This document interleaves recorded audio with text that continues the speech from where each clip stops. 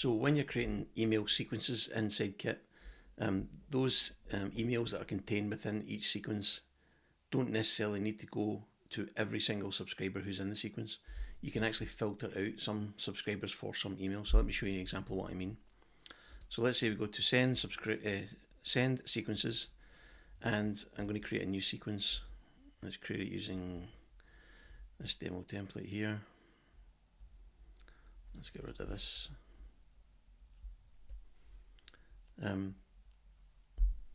And let's say I'm going to have, let's say, just to keep things simple, I'm going to say 3 emails. Email 1, email 2, and email 3. Let me get rid of these headers. So we've got 3 emails, all blank at the moment. Now, let's imagine I am creating this sequence to share with people how to get started with email marketing. Okay.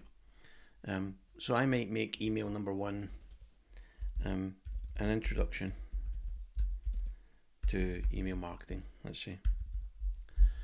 And I might make number 2 an introduction to Kit, the platform that we're using just now.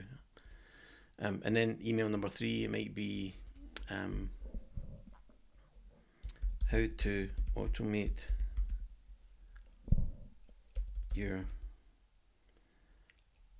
subscriber, or let's call it how to automate your list growth using social media.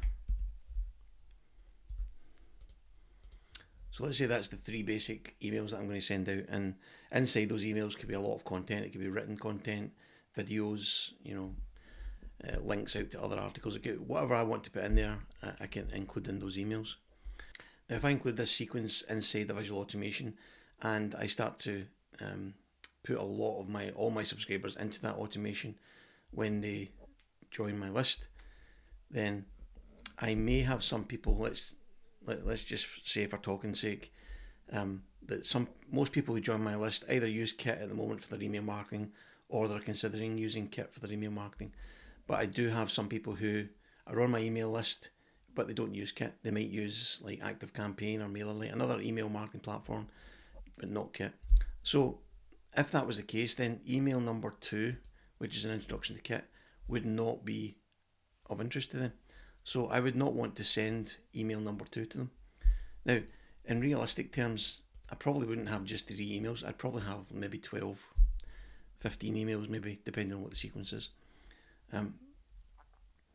But for this demo, I'm going to say it's just email number 2 that they're not interested in, an introduction to Kit. Now, what I can do, if I click on email number 2, and then this little icon here, it's a filter.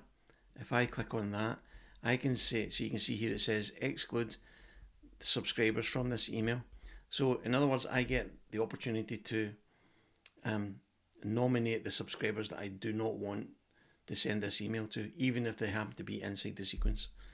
So the way I can do that is, so let's say they have already told me they don't use Kit, and I've collected that information elsewhere. It could have been on the landing page, it could have been through a poll, could have been any number of ways, but I now know that they're not interested in Kit. So the way I would filter those people out, I would say all subscribers subscribed to, let's say, the tag not interested in Kit. Okay, and then click add. So now you can see this little filter icon has turned red to indicate that I've now applied a filter to this email. Also on the right hand side, if you look down the list there, you can see there's no little icon there, but there's a little filter one there, and there's none there. So I can see at a glance which of my emails have filters, exclusion filters set on which emails. So it means that if someone joins the sequence, they'll get email number 1. When it comes to sending email number 2, everybody will get that email because it's an introduction to Kit, unless they've already told me they're not interested in Kit. If they have that tag on their profile, they'll just skip that email, they won't get it, and they'll move on to the next one.